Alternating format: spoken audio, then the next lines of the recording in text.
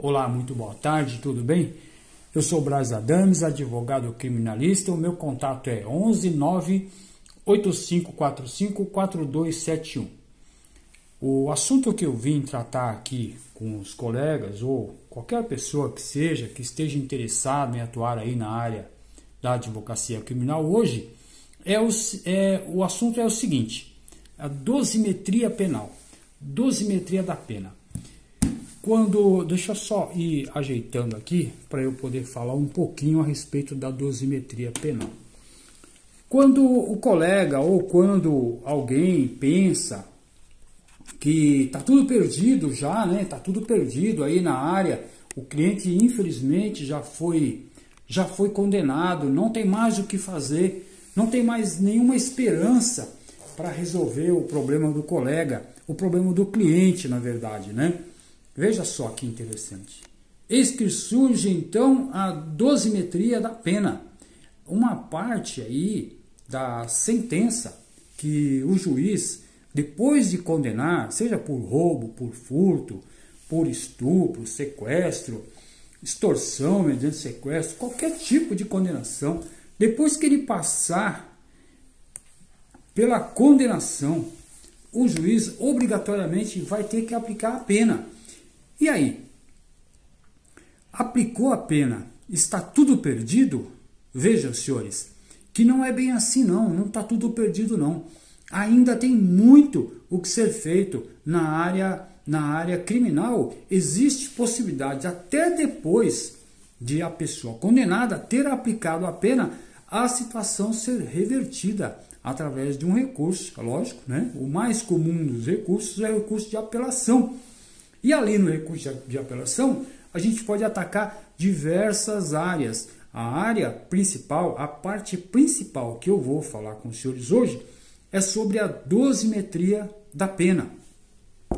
Existe pelo menos no mundo do direito penal, 4 formas de ser aplicada a dosimetria da pena.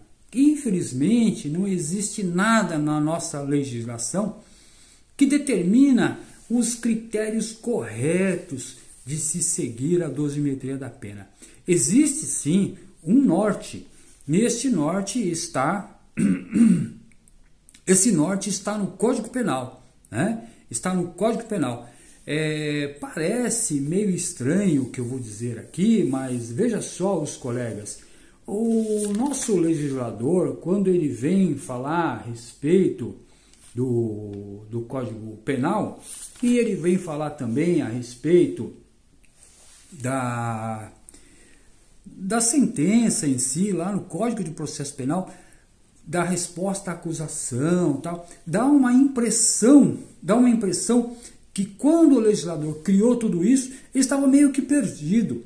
E aí ele foi criando artigo por artigo e depois ele lembrou de alguma coisa importante e falou: olha, então agora eu vou criar um outro artigo para dizer aquilo que eu tinha esquecido de dizer lá atrás, né?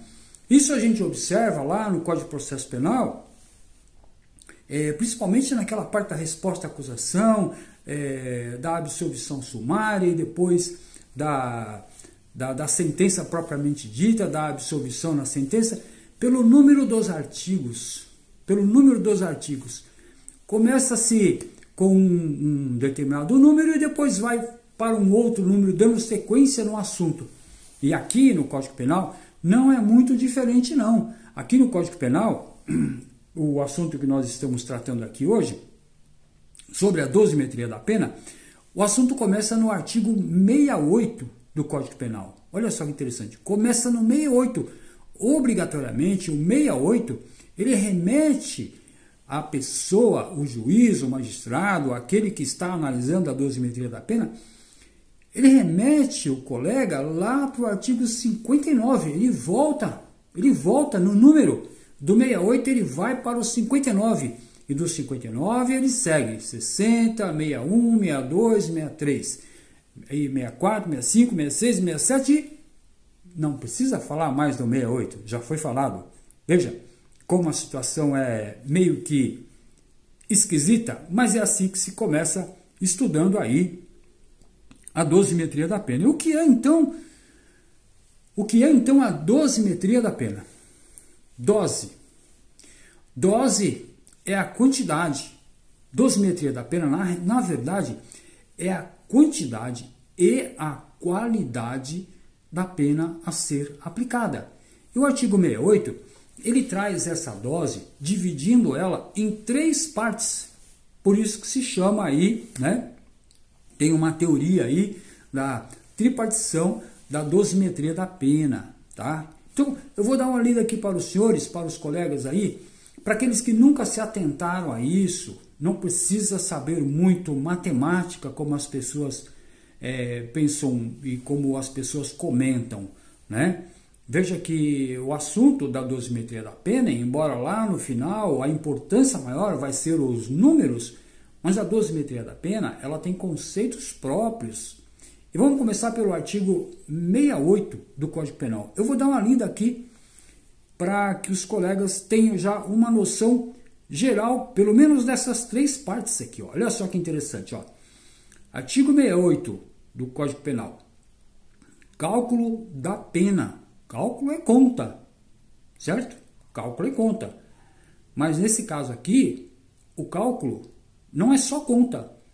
Tem outros parâmetros aqui para ser seguido. Ó. A pena base será fixada atendendo-se ao critério do artigo 59 deste Código. Em seguida serão consideradas as circunstâncias atenuantes e as agravantes. E por último, as causas de diminuição e de aumento da pena. Veja que interessante, olha. Só esse artigo aqui dá assunto por demais. Dá assunto por demais. Nós estamos falando aqui, o legislador não joga palavras fora, tá? Ele coloca sempre as coisas no seu devido lugar. Ele começa assim, ó. A pena base.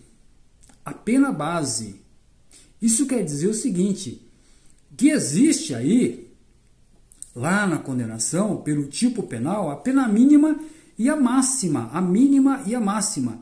E dentre essas duas aqui, vai existir uma, que é a pena base, certo? Além da mínima, a regra é começar sempre pela mínima, vai existir uma, que é a pena base, perfeito? Então veja só, a pena base será fixada atendendo ao critério do artigo 59 deste Código. Veja que interessante. Depois eu vou lá no artigo 59 e vou traçar para os senhores os vetores do artigo 59. Quantos vetores existem lá no artigo 59 e quais são esses vetores? E como é que, na verdade, o judiciário avalia esses vetores em termos de números? Isso é muito interessante, né? Então veja só, depois que ele falou isso, ele fala em seguida, ou seja, se foi calculado a pena base, nós estamos falando aqui do primeiro passo, certo? Do primeiro passo. Em seguida, será então o segundo passo, certo? O segundo passo. Em seguida serão consideradas as circunstâncias atenuantes e agravantes. E ele segue dizendo assim, ó, e por último, as causas de diminuição e de aumento. Ou seja, existe a pena base, que é a primeira fase, depois a segunda fase e a terceira fase, que são aí, no caso da terceira fase, as majorantes, as minorantes ou as causas de aumento e diminuição da pena. Quero fazer um parênteses aqui, quero abrir aqui um parênteses nesse sentido. Observem aqui, olha que interessante essa observação aqui, ó. Em seguida serão consideradas as circunstâncias atenuantes. Aí depois lá, na terceira fase. E por último, as causas de diminuição. Observe que atenuantes também diminui alguma coisa. E diminuição também diminui alguma coisa. Observe que ele fala atenuante e agravante. Nessa ordem. Primeiro as atenuantes e depois as agravantes, certo? E lá na terceira fase ele fala assim, ó, causas de diminuição e depois ele fala causas de aumento. diminuição e aumento. Então veja só, por quê? Por que se coloca atenuante e diminuição? Antes, não poderia colocar agravante e atenuante? Não poderia colocar causa de aumento e causa de diminuição? Não. Não, porque se depois que a gente aprender todo o procedimento aqui da dosimetria da pena, os senhores vão observar o seguinte, que se por acaso nós começarmos pela agravante ou pela causa de aumento da pena, e nós, na conta, isso pode fazer com que a pena chegue ao mínimo possível.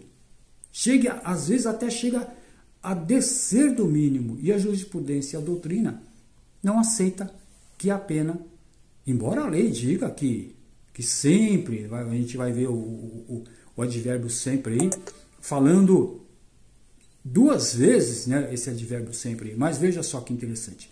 O legislador colocou aí a causa de diminuição e a atenuante antes e não depois.